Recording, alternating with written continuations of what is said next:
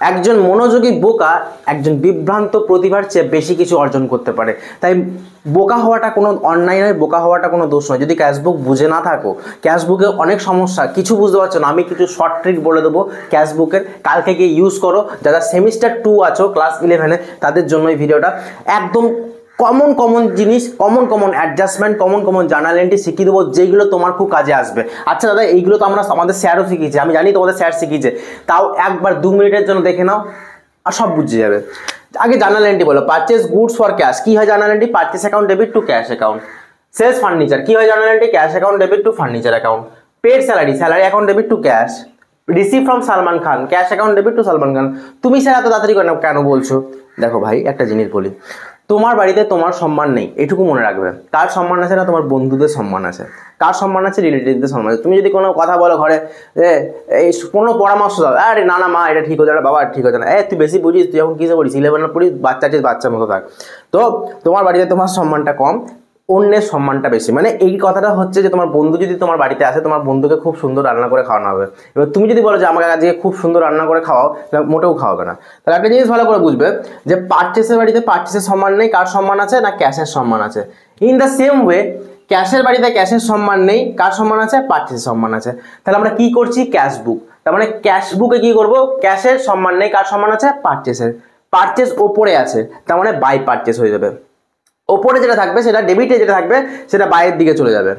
আচ্ছা, এখানে দেখো sales furniture, cash account debit to furniture. আমি বলছি ক্যাশের বই করছি, আমরা ক্যাশ বুক বলেছি, ক্যাশের বই করছি। তাহলে ক্যাশের বাড়িতে ক্যাশের সম্মানটা নেই, কার সম্মান আছে? না ফার্নিচার। কোথায় আছে? না টু দিকে। টু ফার্নিচার কোন দিকে হয়? না ডেবিট সাইডে হয়। Very good. Paid salary, salary কি হয় journal entry? Salary account debit to cash. আমি বললাম ক্যাশের ঘরে ক্যাশের সম্মান নেই, কার সম্মান আছে? না স্যালারি। স্যালারি ওপরে আছে, ওপরে মানে ডেবিটে থাকলে কি হয়ে যাবে? বাই দিকে হয়ে যাবে, তাহলে বাই স্যালারি। আচ্ছা, রিসিভ ফ্রম সালমান খান, তাহলে cash account debit to Salman Khan. Cash বুক করছি, ক্যাশের সম্মানটা নেই, তাহলে ক্যাশের সম্মান যদি না থাকে তাহলে কার সম্মান আছে? না সালমান খানের সম্মান আছে। তাহলে কোন দিকে আছে সালমান খান? না টু দিকে। টু দিকটা কোনটা? না ডেবিট সাইডটা। তাহলে টু সালমান খান বলে 2000 টাকা। এইটা হচ্ছে মানে সবাই শিখিয়ে দিয়েছে। এবার আমি যেটা একটু এক্সট্রা শেখাবো সেটা ভালো করে বুঝবে। এক্সট্রা কি শেখাবে দাদা? এক্সট্রা একটা জিনিস শেখাবো, কি করে তুমি সহজেই জার্নাল ছাড়াই ডেবিট ক্রেডিট বুঝে যাবে যে কোন দিকে বসবে, কোনটা কি হবে। দেখো আমি একটা শর্ট ট্রিক বলে দিচ্ছি, শুনে নাও শুধুমাত্র আজকের জন্য। মহা শর্ট ট্রিক এটা। কিরকম দাদা? ডেবিট সাইডে যত রকমের আর এস এর এন্ট্রি আছে সব আসবে ডেবিট সাইডে। ক্রেডিট সাইডে যত রকমের পি আর পি আছে সব আসবে ক্রেডিট সাইডে। এটা কি দাদা? পি আর পিটা কি দাদা? পি আর পিটা কি? আর এসটাই কি জিনিস? আর এস আর পিপিটা কি জিনিস? আর এস মানে হচ্ছে রিসিভড আর সেলস, রিসিভড আর সেলস, রিসিভড আর সেলস আসে ডেবিটে। আর পিপি মানে কি? P for paid, P for purchase, সব আসবে ক্রেডিটে। P for paid, P for purchase, এই দুটো আসবে ক্রেডিটে, রিসিভড আর সেলস আসবে ডেবিটে। এবারে একটা জিনিস ভালো করে বুঝতে হবে, ক্যাশ বুক করছি, কোন রকমের ধারের জিনিসপত্র আমরা নেবো না। যদি লেখা থাকে ক্রেডিট, কারো কাছ থেকে জিনিস কিনেছি অন ক্রেডিট, তাহলে নেবো না, ইগনোর করবো। যেরকম তোমাকে বহু মানুষ ইগনোর করে, তুমি কারো কাছে পাত্তা পেতে যাও, তুমি বুঝতে পারছো আশা করি কাকে আমি বলছি, তো পাত্তা পাও না সেরকম ভাবে। তো সেরকমই অন ক্রেডিট থাকলে পাত্তা পাবে না, মানে পাত্তা দেবে না, ঠিক আছে? আচ্ছা, এরপরে দেখো আমি সহজ জার্নাল এন্ট্রি ছাড়াই কিন্তু করে দেবো। এখনই দেখো, পারচেস গুডস ফর ক্যাশ, আমি এখনই বললাম পেড পারচেস কোন দিকে হয়? না ক্রেডিটে। কি করেছি? না পারচেস, তাহলে বাই পারচেস 2000 টাকা। দেখো পেড পারচেস লিখে রেখেছি। সেলস ফার্নিচার, আমি এখনই বললাম আরএস কোন দিকে হয়? না ক্রেডিটে। সেলস হয় ক্রেডিটে, তাহলে টু ফার্নিচার করে দিচ্ছি, কারণ সেলসের জায়গায় তো ফার্নিচার একটা নামটা তো হবে না, to furniture. Paid salary, PP paid, paid কোন দিকে হয়? না ক্রেডিটে, তাহলে বাই স্যালারি। দেখো বাই স্যালারি লিখে দিয়েছি। Receive from Salman Khan, R for receive, তাহলে রিসিভ কোন দিকে হবে? না ডেবিটে, তাহলে টু সালমান খান লিখে দিয়েছি। ব্যাস, আর কিছুই না। আর এস এটা মনে রাখবে, ভালো করে হাইলাইট করে দিচ্ছি।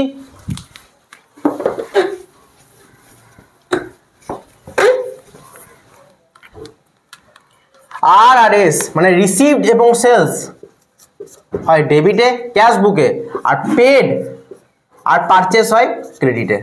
এটা যদি মাথায় ঠেকে দেয় রিসিভ সেলস হয় ডেবিটে আর পেড পারচেস হয় ক্রেডিটে, তাহলে তুমি ক্যাশবুক অনেকটা ক্লিয়ার হয়ে গেল। এরপরে আসছি আমি 3টে অঙ্ক স্যার, এই 3টে অঙ্কর মধ্যে তুমি অনেক কিছু কমন পাবে এবং বলতে পারি ক্যাশবুকটা প্রায় এইখান থেকে এরকম ভাবেই দেবে। চলো দেখে নাও কিরকম ক্যাশবুক। তো অঙ্কটা একবার স্ক্রিনের উপরের অঙ্কটা দেখো, এই অঙ্কটাই সলভ করব। তার আগে বলে দিই কন্ট্রা এন্ট্রি কাকে বলা হয়। দেখো কন্ট্রা এন্ট্রি যেখানে দুবার এন্ট্রি হবে না, একটা জার্নালের জন্য দুবার এন্ট্রি হবে সেটাকে কন্ট্রা এন্ট্রি বলা হয়। যেরকম স্যার কি দুটো কন্ট্রা এন্ট্রি হয়, মনে রাখবে দুটোই কন্ট্রা এন্ট্রি হয়। একটা ডিপোজিটেড ইনটু ব্যাংক, মানে তোমার টাকা তুমি ব্যাংকে ডিপোজিট করছো, ডিপোজিটেড ইনটু ব্যাংক, এটা জার্নাল এন্ট্রি কি হয় দাদা? ডিপোজিটেড ইনটু ব্যাংকে জার্নাল এন্ট্রি হয় bank account debit to cash account, এইটা একটা কন্ট্রা এন্ট্রি হবে ক্যাশ বুকে, দুটো কন্ট্রা এন্ট্রি হবে। আর একটা সেম উইথড্র ফ্রম ব্যাংক, এইটার জন্য একটা জার্নাল এন্ট্রি হবে। কি জার্নাল এন্ট্রি হবে দাদা? না cash account debit to bank account, এই দুটোর জন্য কন্ট্রা এন্ট্রি হয়। এরপর একটা জিনিস মনে রাখবে, উইথড্র ফ্রম ব্যাংক এটা অফিস ইউজ বা যে অফিসের কাজের জন্য যদি টাকাটা তোলা হয় তাহলে cash account debit to bank এটা হবে। পার্সোনাল ইউজটা আমি বলছি, আগে এই দুটো জার্নাল এন্ট্রি বুঝে নাও। ডিপোজিটেড ইনটু ব্যাংক, এইটা জার্নাল এন্ট্রি হয় bank account debit to cash, তার মানে ব্যাংকের নামও আছে এবং ক্যাশের নামও আছে। যেহেতু আমরা ক্যাশ আর ব্যাংক দুটোরই কলাম করছি, তাহলে দেখো ব্যাংকের বাড়িতে ব্যাংকের নাম না লিখে কি লিখবো? ক্যাশের নাম লিখবো। আর ক্যাশের বাড়িতে ক্যাশের নাম না লিখে কি লিখবো? ব্যাংকের নাম লিখবো। আর জার্নাল এন্ট্রি তুমি আগে করতে দেখো, তারপরে দেখো বুঝতে পেরে যাবে। প্রথমে দেখো কি আছে, টু ব্যালেন্স বিডি বা ক্যাশ ইন হ্যান্ড, ডেবিট সাইডে 6500 আছে এবং ক্যাশ অ্যাট ব্যাংক বলে ক্রেডিট লেখা আছে। ক্রেডিট মানে ওভারড্রাফট, এটাকে বলা হয় ওভারড্রাফট। কি বলা হয় এটাকে? ক্রেডিট থাকলে ওভারড্রাফট। আর যদি লেখা থাকতো ক্যাশ অ্যাট ব্যাংক, দুটো এরকম লেখা থাকতো, ক্যাশ ইন হ্যান্ড আর ক্যাশ অ্যাট ব্যাংক।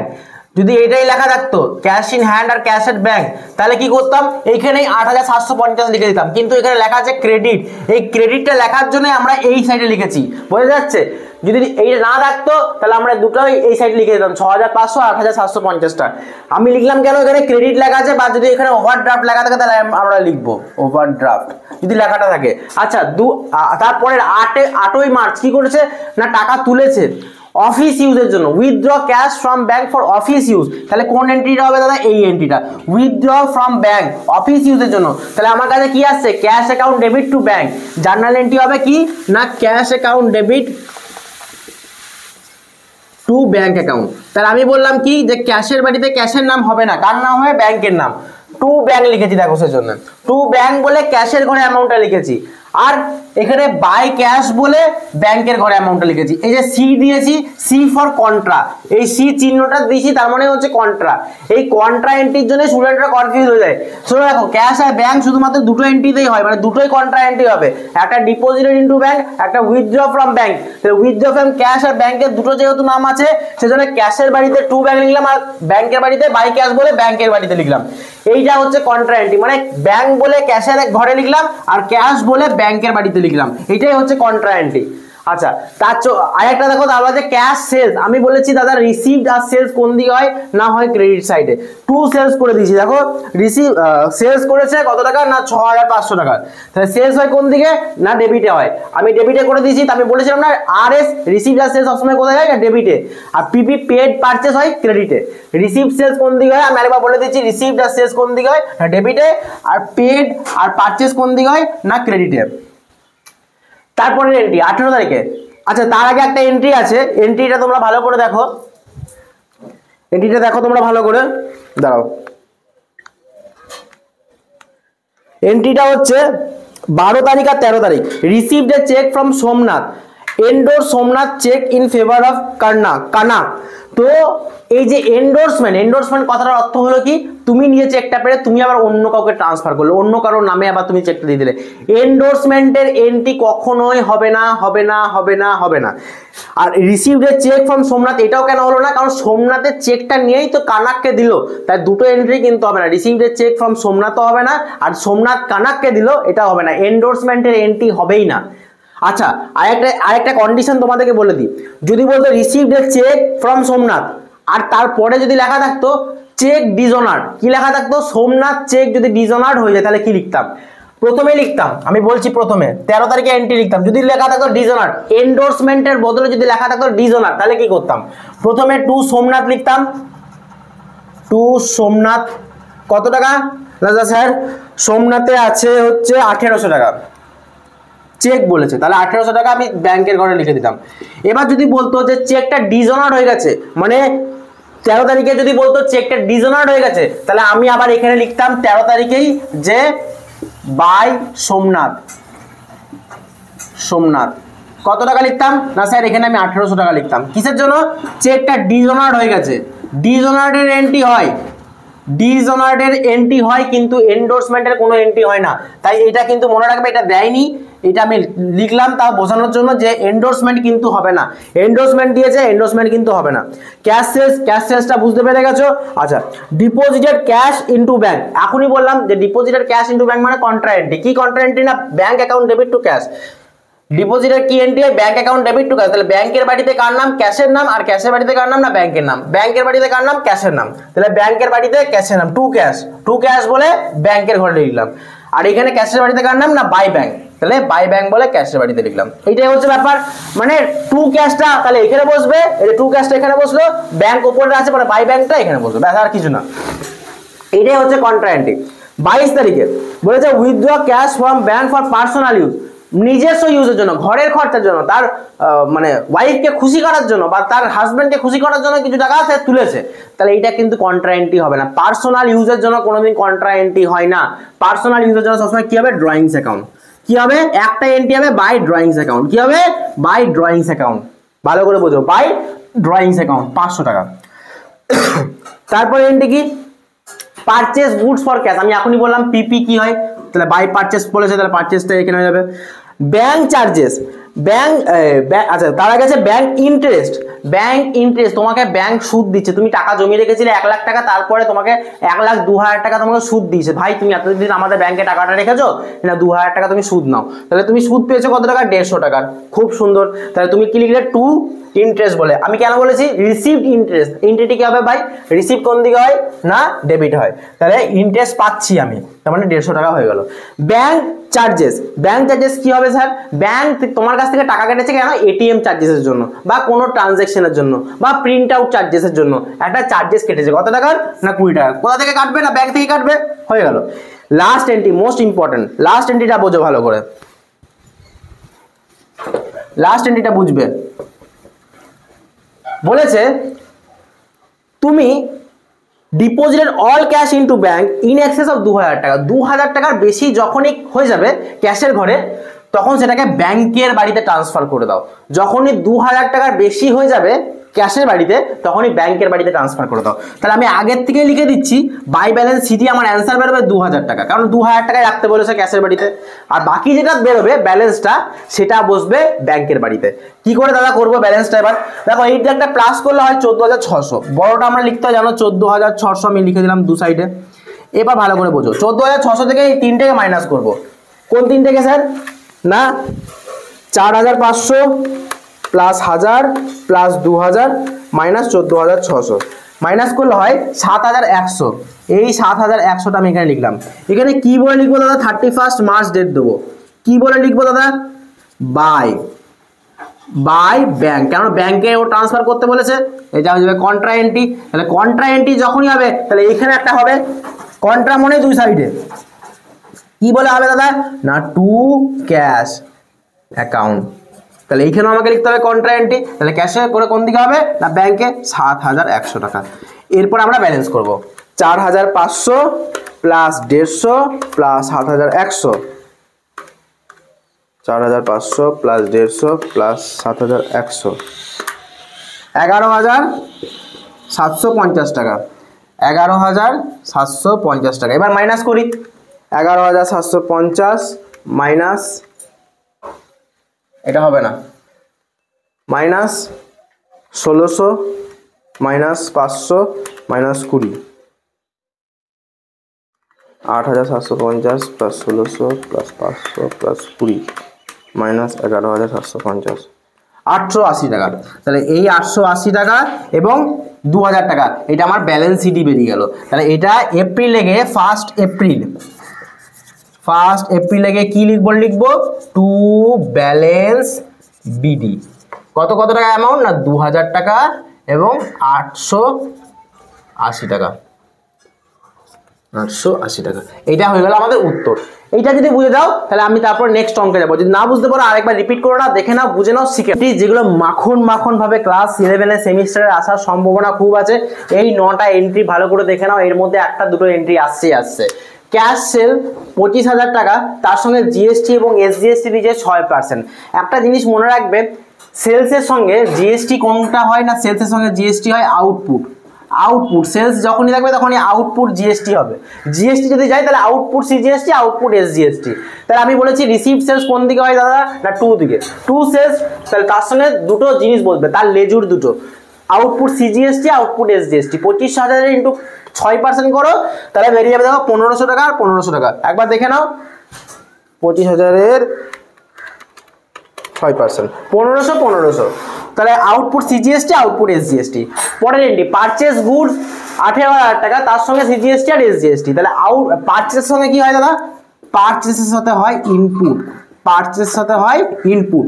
তাহলে পারচেজ করেছে 18,000 টাকা, তার সঙ্গে ইনপুট সিজিএসটি, ইনপুট এসজিএসটি, তার 6% করলাম, মানে 18,000 টাকার 6% করলাম 1080। খুব সুন্দর।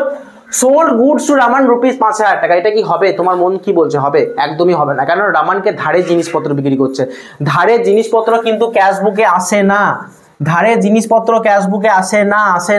না, তাই এটা কিন্তু আসবে না, কিন্তু তার পরের এন্ট্রিটা আসবে। রিসিভ চেক ফ্রম রামানের কাছ থেকে চেক পেয়েছে, ওটা আবার ডিপোজিট করেছে কোথায় না ব্যাংকে। এই এন্ট্রিটা হবে কত নম্বর এন্ট্রিটা? 4 নম্বরে। তাহলে কি বলে হবে? আমি বলেছিলাম রিসিভড আর সেলস কোন দিকে হয় না ডেবিটে হয়। তাহলে রিসিভড কোন দিকে হবে? Receive cheque from Raman. তাহলে টু রামান হয়ে যাচ্ছে। টু রামান কোন দিকে হবে না ব্যাংকে হবে। এইটা হবে, কিন্তু আগেরটা হবে না, কারণ ওকে ধারে বিক্রি করেছিল। পরে রামান চেক দিয়েছে, সেটা হবে। কিন্তু রামান যে চেকটা দিয়েছে সেটা ডিসঅনার্ড হয়ে গেছে, সেটা ব্যাংক বলছে এটা ক্যান্সেল চেক, এটা কোনো ভ্যালিডিটি নেই, এটা ফালতু চেক দিয়েছে। তাহলে তুমি কি করবে? রামানকে চেকটা ফেরত দেবে, কারণ রামান তোমাকে চেকটা দিয়েছে, সেটা কোনো কাজে আসছে না, তার মানে রামানকে তুমি চেকটা ফেরত দেবে। তাহলে রামানকে যদি চেকটা তুমি ফেরত দাও, তাহলে কোন দিকে হবে এন্ট্রিটা না এইদিকে হবে। কি হবে? বাই রামান। দেখো টু রামান করেছিলাম 5,000 টাকা, এদিকে হবে বাই রামান। যখনই ডিসঅনার্ড হবে তখন বাই দিকে চলে যাবে। লাস্ট এন্ট্রি পেড টু আচ্ছা না, তার আগে একটা এন্ট্রি আছে 8 তারিখেরটা। রিসিভ ফ্রম রামেশ 1000 টাকা আর চেকে পেয়েছে 3,000 টাকা। দুটো জায়গা থেকে টাকা পেয়েছে, একটা ক্যাশে পেয়েছে, একটা চেকে পেয়েছে। ক্যাশে পেয়েছে 1000 টাকা এবং চেকে পেয়েছে 3,000 টাকা। বোথ ডিপোজিটেড ইনটু ব্যাংক, মানে ক্যাশটাও এবং ব্যাংকটাও ব্যাংকে জমা করেছে। তার মানে কি হবে? টু রমেশ বলে 4,000 টাকা হয়ে যাবে, 1,000 প্লাস 3,000। এখানে একটা কন্ডিশন আছে, যদি বলে দেয় এখানে ক্যাশ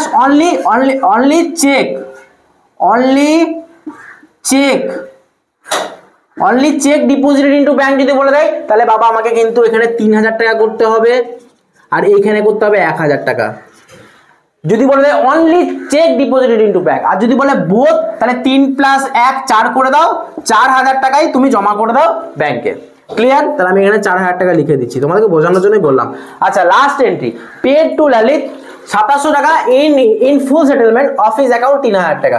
মানে 3,000 টাকা পেড করার কথা ছিল, ললিতের 3,000 টাকা পেড করার কথা ছিল, কিন্তু সে দিচ্ছে কত? 700 টাকা। তাহলে আমি বাই ললিত বলে 700 টাকা লিখে দিচ্ছিলাম। এবারে ব্যালেন্স করব।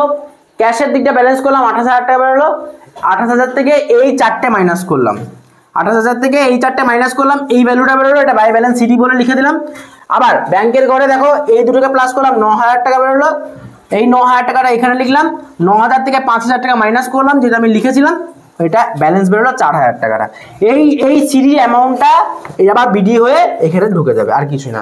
ব্যাস, এখানে অঙ্কটা শেষ। আর ক্যাশ বুকে তোমাদের আশা করি এর বাইরে কোনো কোশ্চেন আসবে না। আর যদি কমন আসে তাহলে অবশ্যই কমেন্টে জানাবে, আর তোমাদের বন্ধুদের কাছে গিয়ে শেয়ার করে দাও এই ভিডিওটা, যাতে ক্যাশ বুকটা তারা করে আসতে পারে।